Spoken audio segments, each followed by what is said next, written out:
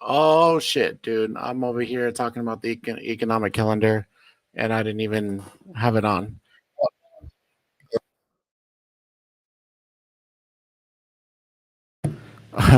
One second, guys. One second.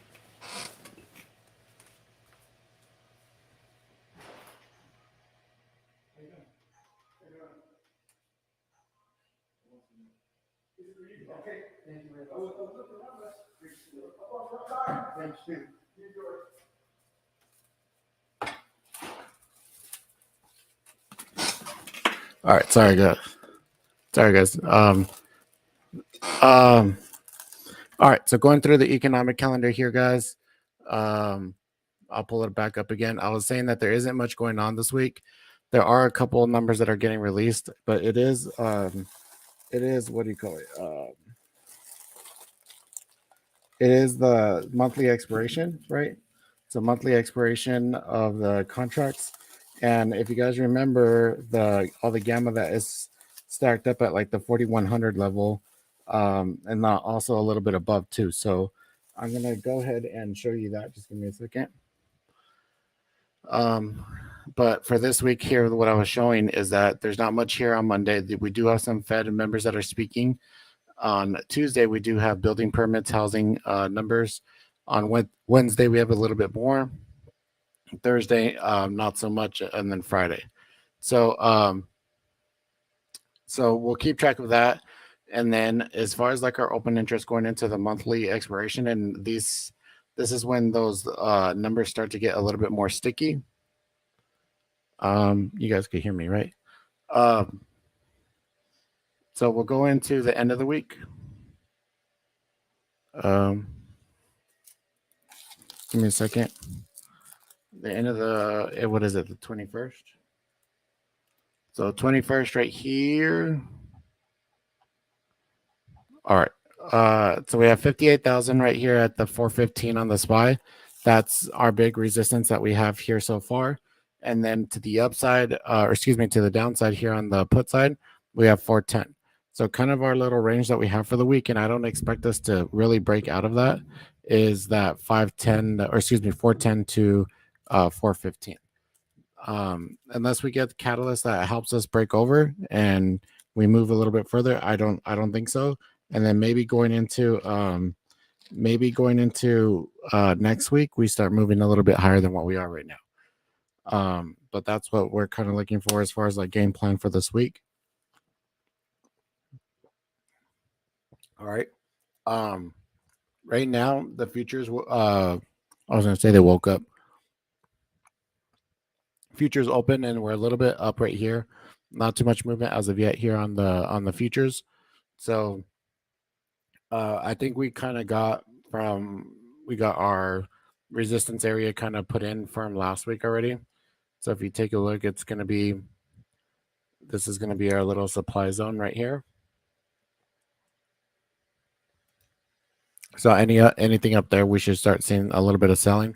We may come up and give a little bit of a touch to that 4,200, but I don't believe so. So I believe we're going to be stuck around this 4150, kind of rotate back down. You guys have tickers you guys want me to review or anything?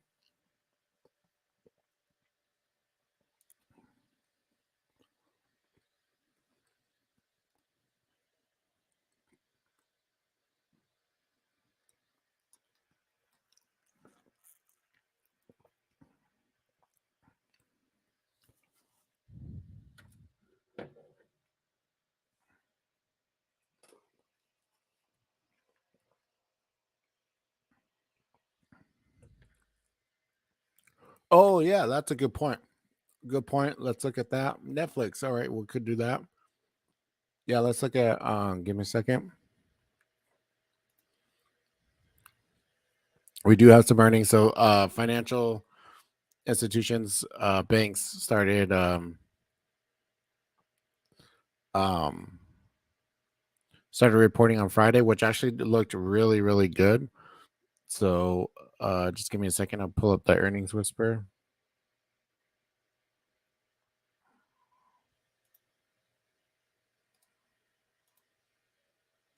All right, so these are our earnings for the week here, guys. I haven't taken a look at this. More banks on Monday. We have Netflix after the close on Tuesday. Bank of America, Goldman Sachs, more banks. It looks like before the open on Tuesday. Um, I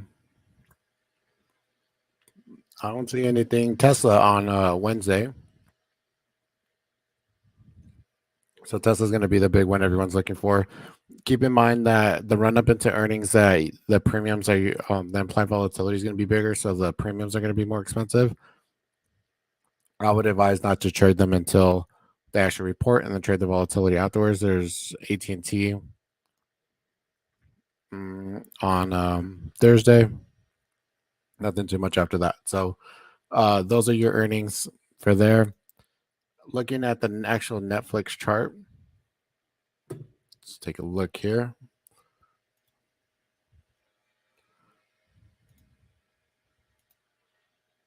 Oh, dude, this is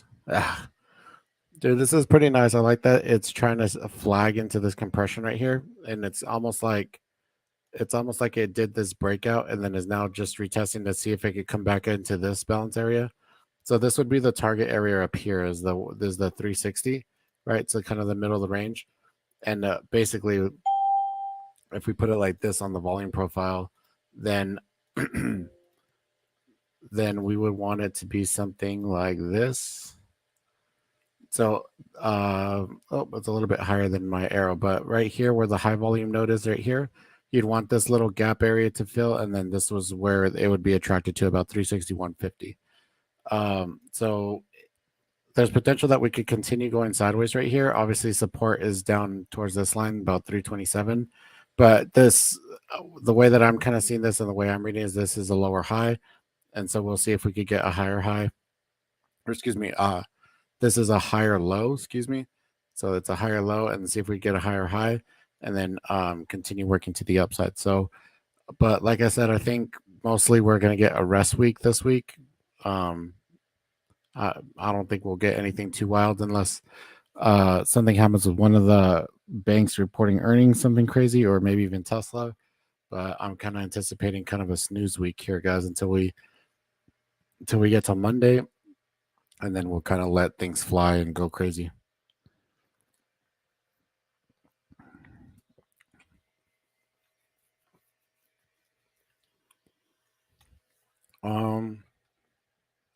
Let's see here for overall market here this week, guys. Like I said, let me get rid of this. There we go. Yeah, so we kind of put in the top to the 415 and then the 413. One thing I want to tell you guys too is that make sure that you're going and following me on Twitter, and make sure that you're looking at the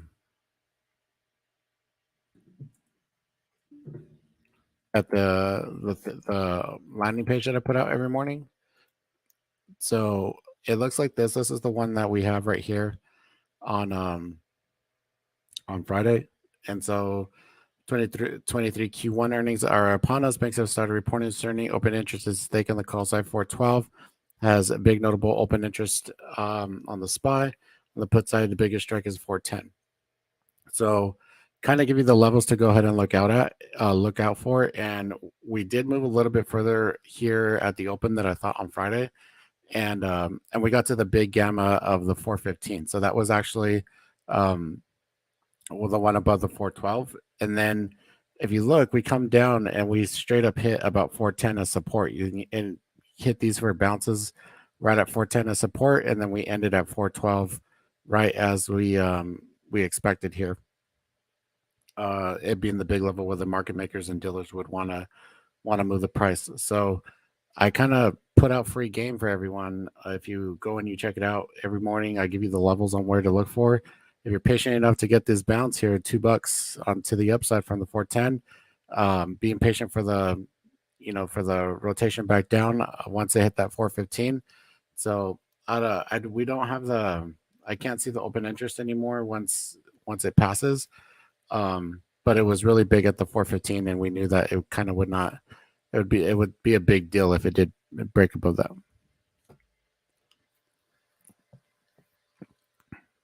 No, Bank of America is freaking huge, dude. It is. It has a big old ass to it. It doesn't have a whole lot of momentum or anything behind it. So it's better just to either sell puts or like put it in a long-term portfolio. So which is what I've done, and for me. And so I would like it to get back up here to towards 31, 32. Luckily, I'm actually positive on my position now. My average is like 28.50 or something. So hopefully they continue to rotate back up. But if we could see that like with all the splits and everything that it's ever done, we could go way further than this. This is the all-time highs right here. Is the $50. Like you could make it go back more, and you can see like it's never been more than that. So that's fine. It's kind of right here in this middle range where it's fair price, but I would like to see it continue more up. You know what I mean? So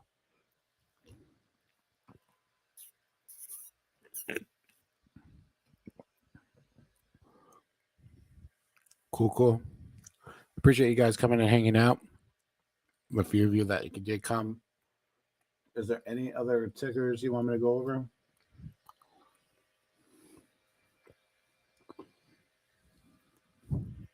Yeah, dude, that's one of my most anticipated ones. Chipotle for it to split. I would love for this thing to split. The only thing though, dude, this breakout right here looks pretty freaking nice for it to continue to move up though. And it sucks to play options on it because the options are really super like the options are really super illiquid and spready.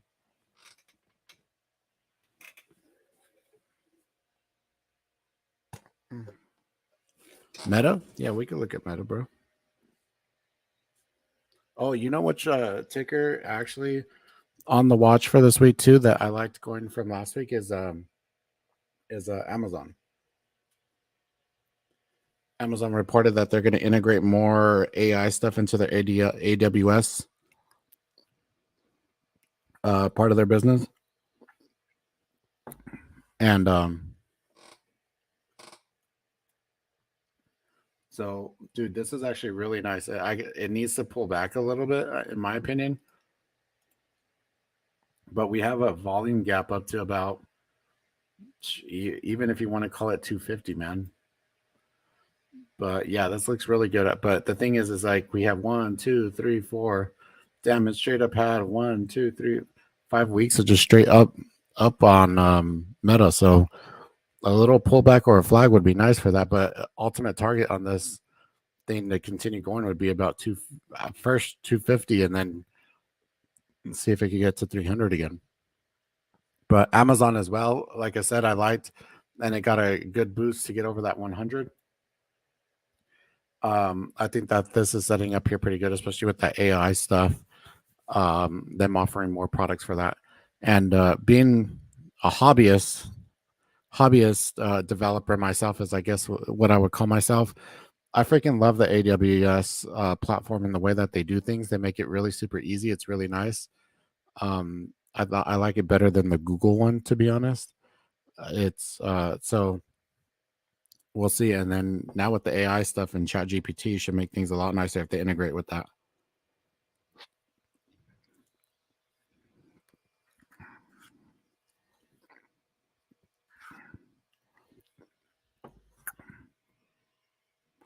Mm-mm-mm-mm-mm-mm.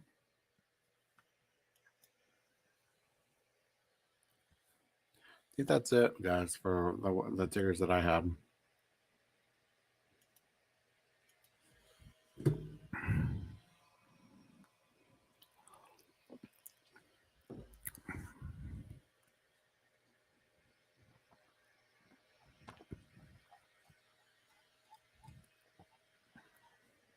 You can look at the scans here real quick. I usually use like a more of the Finviz scans on Sundays.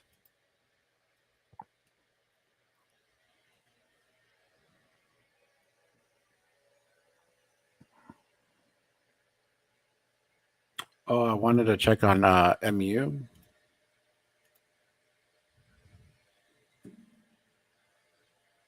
I don't know.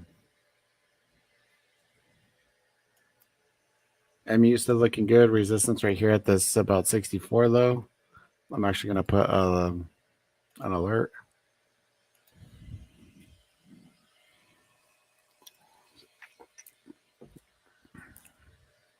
Bullish or bearish tomorrow?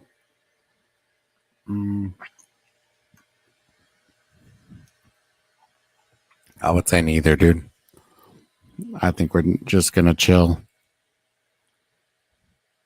If anything, probably rotate more down than up, I think. So, especially with the way that the futures are looking right now. So coming back, how they're looking to try to go up right now. That means that what do they call them? The pajama traders, the guys that trade overnight. Oops. That means that they're going to find the supply either overnight and it's already happened. So they're going to find the supply up here overnight in the pre-market and then rotate back down, and it's already kind of happened. So I think we might touch 410 again tomorrow.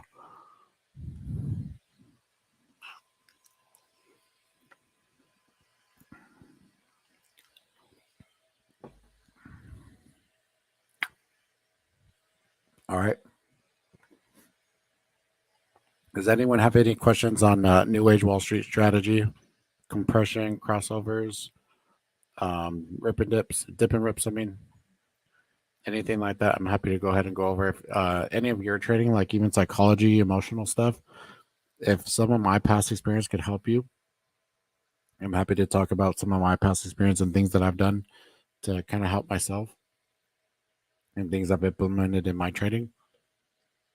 Asian session has killer word moves all the time. Yeah.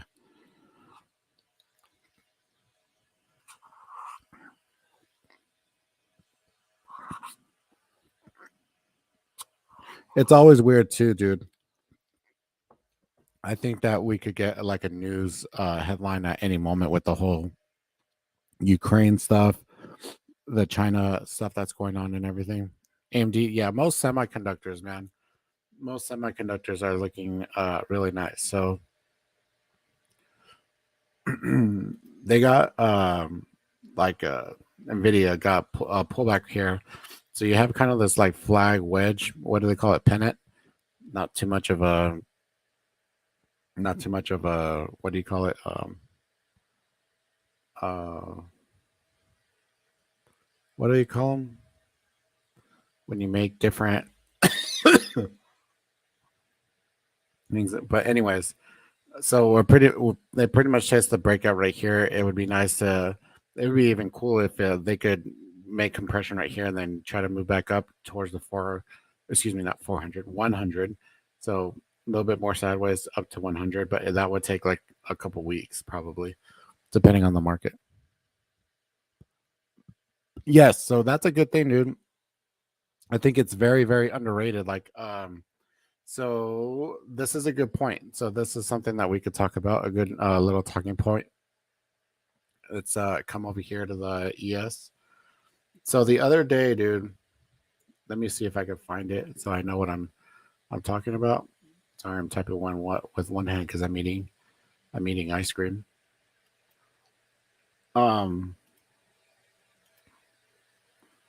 So the other day, I believe it was right here, right? Or no? Yes, right here. So what day is this? 410, right?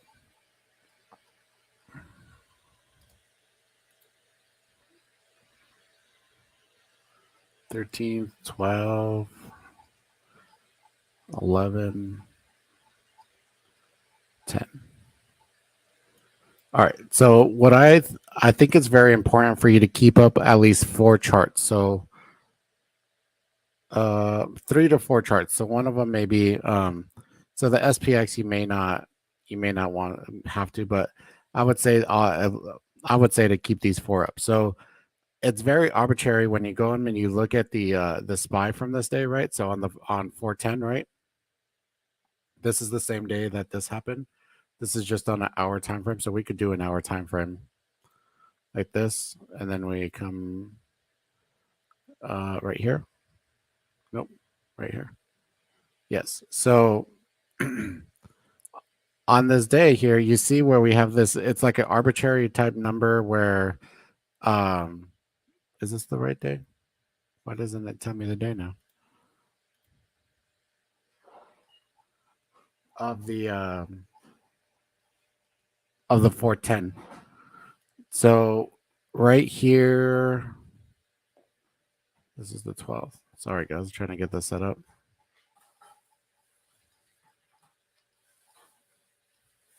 Right here. So this is the 10th. Yes. So this is the 10th right here. And you see that the low was 405.97, right? And then even you could say 406, right? But the thing is that if you're just looking at the SPY, right? Say you don't have the ES up, you don't know, 406 or 405.90 is such an arbitrary number that why would you pick right there for it to go ahead and bounce, right? But you don't realize that there's other people that are trading other instruments here that are bigger levels on why it would bounce in this level, right? So, like for instance, right here this is hitting 4,100. So this was actually the trade that I took that I believe on this day is because of the 4,100, not because of the 406 or the 405 or whatever right here, but because of the 4,100. So all the ES traders are looking at this 4,100 to go ahead and buy in and at this level, right? And then the same thing for like the Qs, right?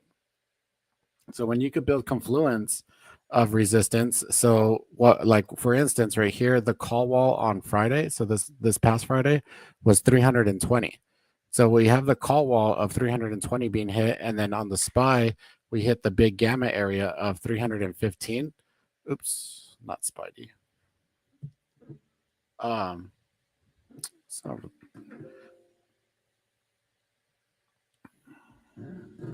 So right here, the 315 or 415, that builds confluence and it builds a bigger, stronger thesis in order for you to be able to take trades whenever two different instruments are a point of resistance, right? So if you have your Qs or your Nasdaq at resistance as well as your S&P at a resistance, then that's going to give you a really good uh, thesis and the kind of conviction in order for you to take that trade. The same thing, like I was explaining, is sometimes you have arbitrary numbers like on your SPY on why you should take that trade, but the what's actually controlling it is actually on the ES or maybe on the Qs. You're at a resistance or support, and that's why you have those bounces or reactions there.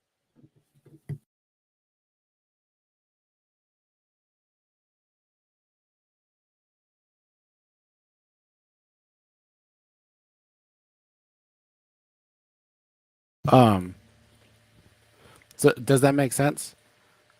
I know that was kind of jumbled, but what I'm saying is that when you have different charts up, make sure you're using them because sometimes, especially like with the SPX as well, right?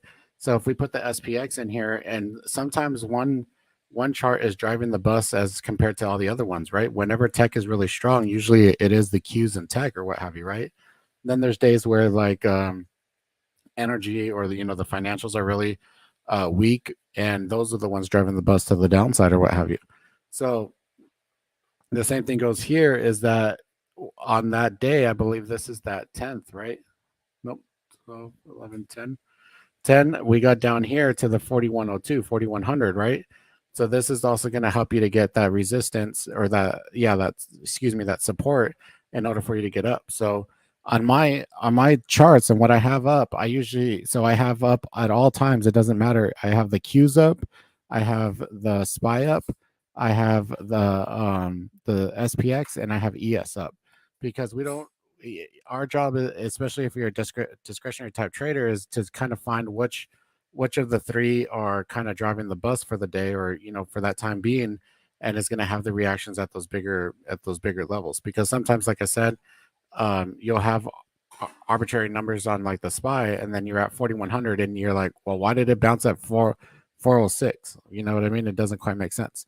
But then you look and it's like, oh, is that 4100 even the big psych number on the ES? So that is something I do is I keep up at least those four charts at all times, and then also the VIX. So like the VIX over 20, the VIX below 18 or at 18, things like that.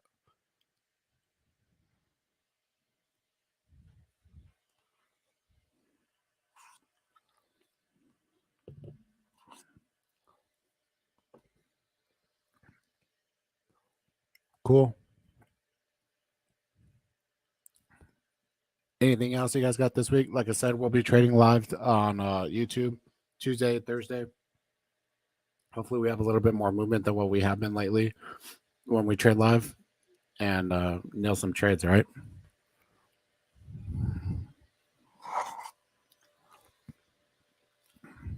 What I think about the VIX right now, I think it sucks, man. That's one of the things that like we know that it's down right now. That means that we don't get a whole bunch of volatility, right? So underneath that 18, underneath 20, I mean, it's good for the market. The market's stable and stuff, but for day trading, it makes for really boring trading. You know what I mean? So that's just how it is.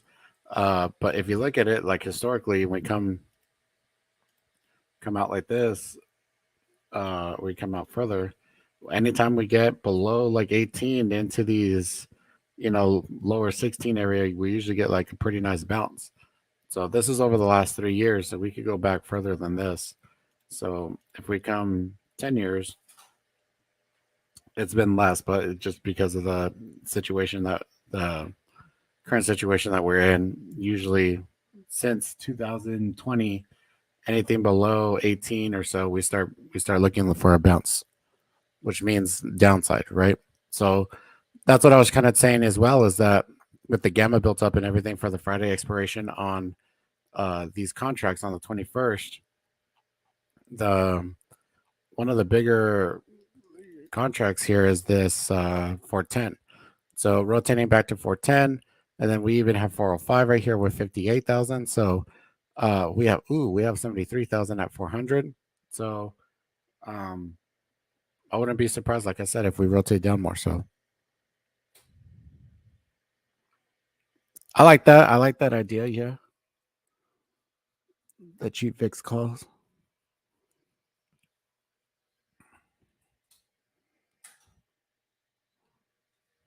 Yeah, for sure, brother. Appreciate you coming and hanging out.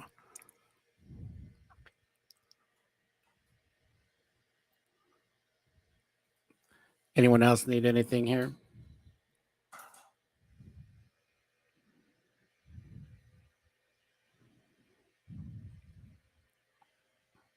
Cool, guys. I appreciate you coming hanging out. Like I said, I do this every Sunday, Tuesdays, Thursdays. We trade live starting at 9 a.m. Eastern. Come and hang out with us totally free. I will give more strategy during the live trading. It's a little bit hard for me to like kind of. I don't like talking in hindsight. I like things as they're working out for me to call out what's going on and all that. So, um, yeah, make sure you follow me on Twitter so that you get those updates on the landing page every morning. I give you those option levels in the game plan every morning. And we'll see you guys bright and early on Tuesday. Okay.